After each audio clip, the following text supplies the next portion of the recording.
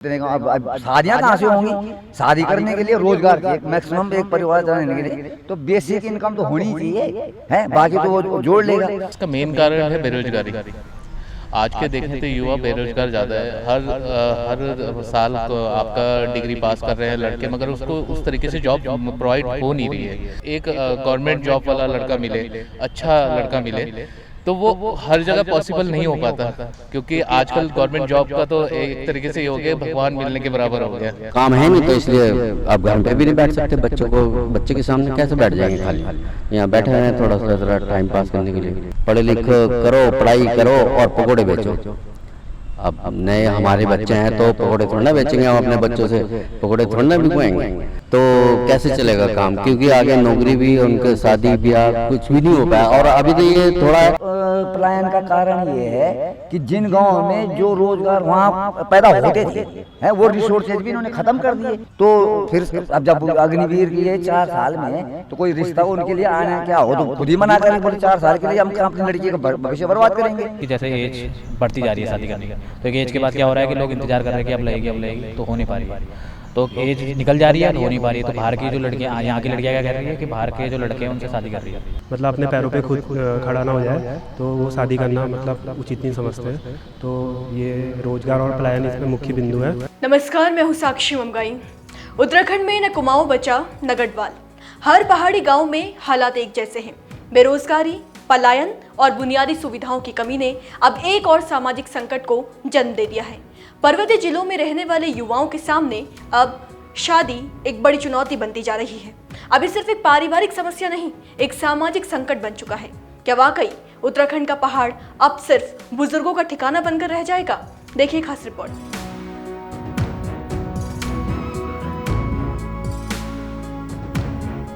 हमारी टीम जमीनी हकीकत जानने के लिए सीधे लोगों के बीच पहुंची, समाज के कुछ अहम वर्गों से बात की तो सामने आई कई अनकही सच्चाइयां। पहले जरा आप भी सुनिए क्या कह रहे हैं लोग। बिल्कुल देख रहे हैं, बिल्कुल देख रहे हैं। आजकल ये नहीं देख रहे हैं, जो भी है गार्जियन उनके ये नहीं देख रहे कि उनको यहीं पर काम जॉब करना है, मतलब जॉब वाले लड़के मिल रहे हैं उन्हीं के साथ शादी करनी। अगर उन्हें गवर्नमेंट जॉब वाला कोई बाहर भी मिलता है तो बाहर भी सर्वाइव कर रहे हैं और बाहर भी शादी करने जा रहे हैं। ये इसका कारण तो बेरोजगारी पहला तो ये है।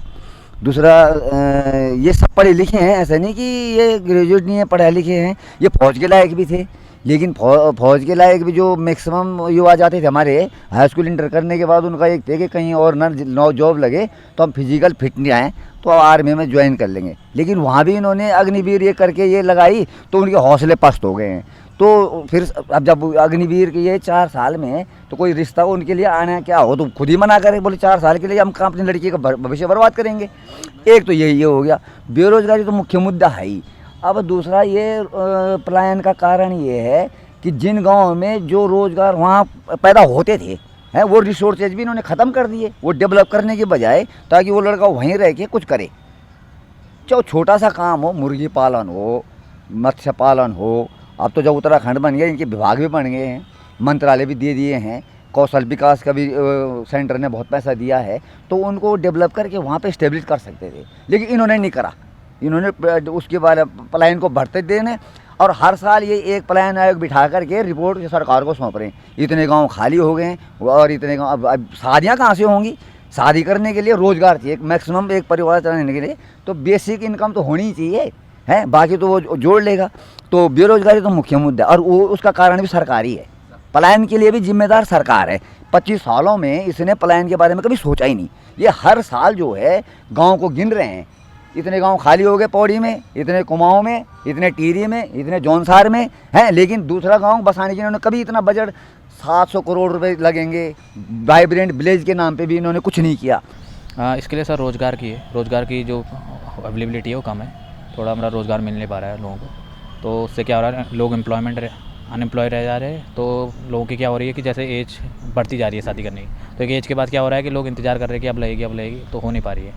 तो एज निकल जा रही है, हो नहीं पा रही है। तो बाहर की जो लड़कियाँ, यहाँ की लड़कियाँ क्या कर रही है कि बाहर के जो लड़के हैं उनसे शादी कर रही है। बेटर लड़का मिल जा रहा है, बेटर जॉब वाला मिल जा रहा है, तो ऐसे करके यहाँ के जो हुआ युवा है वो वो रह जा रहे हैं, बिना शादीशुदा रह जा रहे हैं। और सरकार में इतनी अपॉर्चुनिटी भी नहीं आ रही है, जॉब की आ रही है तो उसमें घपला हो जा रहा है, ना रिजल्ट आ रहा है ना कुछ आ रहा है। कैसे होगा फिर काम। ये सब मतलब सरकार को सुधारना चाहिए अपना ये, जो ये जल्दी जल्दी एग्ज़ाम करके जल्दी जल्दी उनका रिज़ल्ट देके, और थोड़ा बहुत लोगों को क्या जो फॉरेन कंपनियाँ हैं उनको अट्रैक्ट करना चाहिए, जिससे लोकल जो एम्प्लॉयमेंट है वो बढ़े। इसका मेन कारण है बेरोजगारी। आज के देखें तो युवा बेरोजगार ज़्यादा है। हर साल को आपका डिग्री पास कर रहे हैं लड़के, मगर उसको उस तरीके से जॉब प्रोवाइड हो नहीं रही है, तो वो उस तरीके से बेरोजगार घूम रहे हैं। आज के दिन पहले हमारे उत्तराखंड के जो आपके युवा थे, वो मोस्टली आपके फ़ौज की तरफ जाते थे कि आर्मी की तैयारी करूँगा, मैं आर्मी में जॉब करूँगा, इस तरीके से होता था। बट वो जब से अग्निवीर की आपकी पोस्टें आई है, उस वजह से उसने वहाँ पर रुझाव भी कम हो गया है उसका। तीसरा, आजकल का क्या होता है कि लड़कियाँ हो या कोई भी हो फैमिली में, मम्मी पापा, वो हर कोई चाहता है कि उसको एक गवर्नमेंट जॉब वाला लड़का मिले, अच्छा लड़का मिले, तो वो हर जगह पॉसिबल नहीं हो पाता, क्योंकि आजकल गवर्नमेंट जॉब का तो एक तरीके से ये हो गया भगवान मिलने के बराबर हो गया। तो उस चक्कर से हमारे जो युवा है वो उनको शादी में बहुत प्रॉब्लम आ रही है आजकल। देखिए सर, बेरोज़गारी मेन मुद्दा है और इसमें जो है सरकार का जो है बहुत बड़ा रोल है, क्योंकि अगर नए युवा को रोज़गार नहीं मिलेगा तो कैसे चलेगा काम, क्योंकि आगे नौकरी भी, उनके शादी ब्याह कुछ भी नहीं हो पाया। और अभी तो ये थोड़ा है, अभी और ज़्यादा आगे आने वाले समय में दिक्कत होगी, क्योंकि हमारी सरकार जो है बोलती है कि भाई पढ़े लिखो से कि जो है पढ़े लिखो करो, पढ़ाई करो और पकौड़े बेचो। अब नए हमारे बच्चे हैं तो पकौड़े थोड़ा ना बेचेंगे, हम अपने बच्चों से पकौड़े थोड़ा ना बिकवाएंगे। तो सरकार जी का यही कहना है, और रोज़गार है नहीं, रोज़गार कहाँ, और रोज़गार होता तो इतनी जनता यहाँ पार्क में क्यों बैठती। मेरा प्राइवेट काम है, मैं जो है काम करने वाला बंदा हूँ, तो काम है नहीं, तो इसलिए आप घर पे भी नहीं बैठ सकते। बच्चे के सामने कैसे बैठ जाएंगे खाली, यहाँ बैठे हैं थोड़ा सा ज़रा टाइम पास करने के लिए। तो नई जनरेशन के लिए तो आगे बहुत प्रॉब्लम खड़ी है, बहुत मुश्किल है घर चलाना, परिवार चलाना, ये सबसे अहम मुद्दा है और नहीं हो पाएगा, क्योंकि जब जनता ही नहीं ठीक रहेगी तो फिर सरकार का क्या करना। इसमें मानते हैं हम कि शादियों में भी दिक्कतें आती हैं और लड़की वाले जो होते हैं बाहर दूसरे राज्यों में भी ले जाते हैं, जब यहाँ रोज़गार ही नहीं है बच्चों को। देखिए सर, जो है अगर हमारी बेटी है तो हम उसके लिए रोज़गार वाला बंदा, सरकारी नौकरी वाला ढूंढेंगे कि भाई हमारी बेटी अच्छे से रह सके वहाँ पर। तो ऐसी दूसरी की भी हम बेटी को समझें कि वो कैसे रह हमारे साथ कैसे रह लेगी, जब हमारे पास रोज़गार नहीं है, कुछ कमाने का जरिया है, तो कैसे रह लेगी। तो ये तो मेन मुद्दा तो सरकार का, मैं तो जानता हूँ, क्योंकि इसके जो है जिम्मेदार सरकार है। इनमें सबसे पहला कारण है रोज़गार, और रोज़गार और पलायन मुख्य बिंदु है जिस वजह से इनमें दिक्कतें आ रही। क्योंकि जब तक युवा सोचता है कि जब तक वो मतलब अपने पैरों पे खुद खड़ा ना हो जाए तो वो शादी करना मतलब उचित नहीं समझते। तो ये रोज़गार और पलायन इसमें मुख्य बिंदु है, और इसका विकल्प एक स्वरोज़गार भी हो सकता है, जो कि हम मतलब स्वरोज़गार को विकल्प के रूप में देख सकते हैं। लेकिन और साथ में ये भी है कि पहले के टाइम पे ये होता था कि जैसे आर्मी वगैरह में, क्योंकि उत्तराखंड और जैसे हिमाचल वगैरह पहाड़ी राज्य जो है वो मेन मतलब आर्मी वगैरह में जाने के इच्छुक रहते हैं यहाँ के युवा। लेकिन जब से अग्निवीर मतलब स्टार्ट हुई है तो तब से युवा मतलब उतना उस पर भरोसा नहीं कर पा रहे हैं, क्योंकि 4 साल का वो रहता है उसमें। तो इस वजह से भी एक पहाड़ों में मतलब सबसे बड़ा कारण ये है शादी का। समाज के कुछ वर्गों की आवाज सुनकर आप समझ ही गए होंगे कि ये समस्या कितनी चिंताजनक है। अगर समय रहते इस पर ध्यान नहीं दिया गया तो आने वाले वक्त में ये गंभीर रूप ले सकती है। पहले उत्तराखंड का युवा इंडियन आर्मी की ओर भी रुख करता था, लेकिन जब से अग्निवीर योजना आई युवाओं का रुख उस ओर भी कम हो गया। इस अहम मसले पर राजनीतिक प्रतिक्रिया जानने के लिए हमारी टीम कांग्रेस मुख्यालय पहुंची, जहां कांग्रेस प्रदेश प्रवक्ता डॉक्टर प्रतिमा सिंह से बात हुई।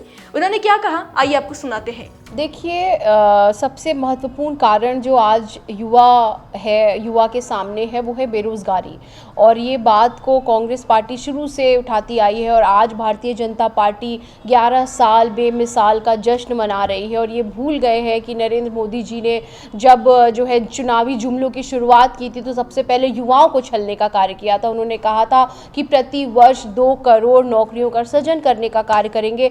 आज अगर प्रति वर्ष 2 करोड़ नौकरियां वो सृजित कर रहे होते तो उत्तराखंड के जो युवा हैं हमारे प्रदेश के वो बेरोज़गार नहीं होते, और अगर बेरोज़गार नहीं होते तो जाहिर सी बात है उनकी शादियां हो चुकी होती, क्योंकि आज कोई भी पेरेंट्स यही चाहता है कि हम अपनी बेटी की शादी उस व्यक्ति से करें जो कम से कम एक अच्छा कमाता हो, चाहे वो खुद का व्यापार करता हो, चाहे वो सरकारी नौकरी करता हो, चाहे वो कोई प्राइवेट नौकरी भी करता हो। तो ये सबसे बड़ी वजह है आपकी जो है रोज़गार की कमी, जिससे युवा बेरोज़गार हैं, इसीलिए उनकी शादियां नहीं हो पा रही हैं। तो लाजमी सी बात है, और मुझे लगता है सरकार पलायन की तरफ हो या रोज़गार की तरफ हो बिल्कुल भी सीरियस नज़र नहीं आ रही है। यही बात है कि आज उन्हें जश्न मनाना पड़ रहा है, क्योंकि अगर कुछ किया होता तो जश्न मनाने की आवश्यकता नहीं होती, जनता जश्न मनाती, भाजपा को नहीं मनाना पड़ता। किसी भी मुद्दे की पूरी तस्वीर जानने के लिए दोनों पक्षों की बात जरूरी होती है, इसलिए हमारी टीम भाजपा प्रदेश कार्यालय भी पहुंची, जहां भाजपा के प्रदेश महामंत्री आदित्य कोठारी से बातचीत हुई।